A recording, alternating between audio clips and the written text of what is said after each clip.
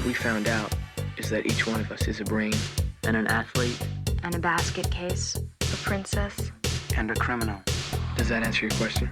I'll never forget the first time I saw Breakfast Club with a big audience, and it was in the west side of Chicago, and the audience was kinetic, electric, with sort of a response.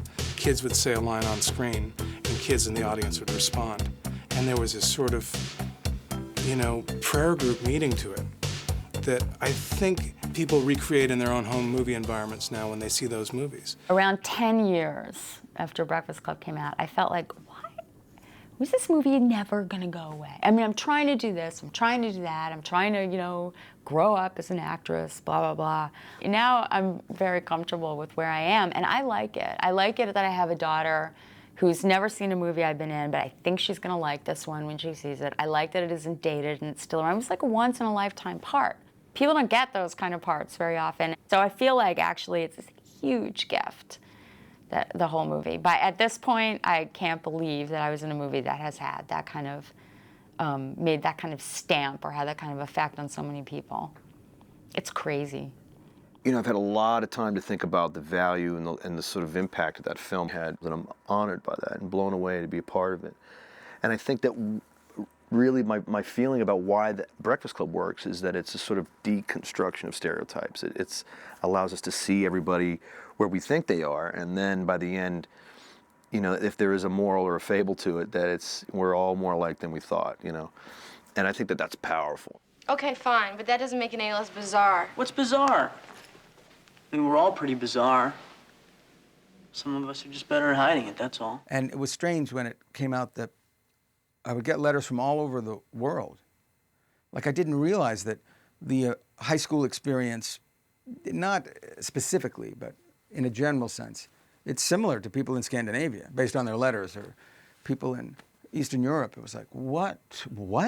Because we think it's going to be so much different. It's not. These are characters that still exist, They're not characters that only existed in 1984. These are the kind of people that are still in high school. So you just stick to the things that you know. Shopping, nail polish, your father's BMW, and your poor, rich, drunk mother in the Caribbean. Shut up! And as far as being concerned about what's gonna happen when you and I walk down the hallways of school, you can forget it, because it's never gonna happen. Just bury your head in the sand and wait for your fucking prom. I hate you. Yeah? Good. What was interesting about the Breakfast Club, what was new about the Breakfast Club, was the fact that it took teenagers' concerns seriously. It was intense. It did not condescend to its audience. It was a serious film about young people's emotions. And that was what made it punk rock. The whole thing of John Hughes and his movies and how they had become the standard for youth movies and teen movies, and we had this big love-hate with them because we love the movies. We talked about it when we made Heathers, What do you think about those John Hughes movies? Oh, well, they're really good. They're really funny. What's your favorite? I like 16 Candles. I like Breakfast Club, whatever it is. And in a lot of ways, Heathers was kind of an extension and in many ways an homage to what John was doing. Just the fact that the term teen movie even exists is kind of insulting. Nobody says adult movie. These are just films that happen to have teenage protagonists. And there's so much opportunity for storytelling and character development. You can tell just about any story. You're just seeing it through the lens of adolescence. A lot of people could sort of look down their nose and go, oh, teen movie, but I mean, that encompasses a lot of different kinds of movies. I mean, if you think Clockwork Orange, he didn't go to school because he had a pain in the Gulliver. Well, then that means this is a teen movie. Now, would you call Clockwork Orange a teen movie? Just because you've only been alive for 15 years doesn't mean you're any less anything except old. That's all it means. Doesn't mean you're less experienced necessarily. It doesn't mean you're less intelligent.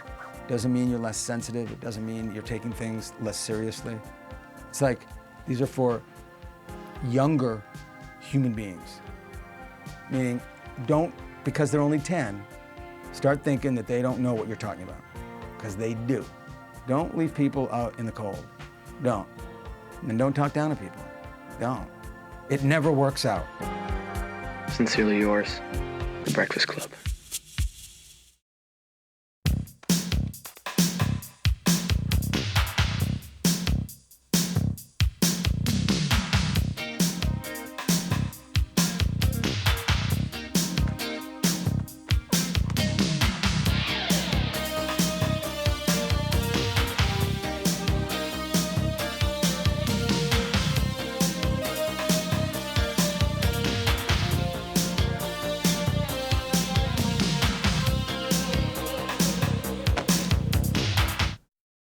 people were always asking that when it first came out. Well, what do you think's going to happen on Monday?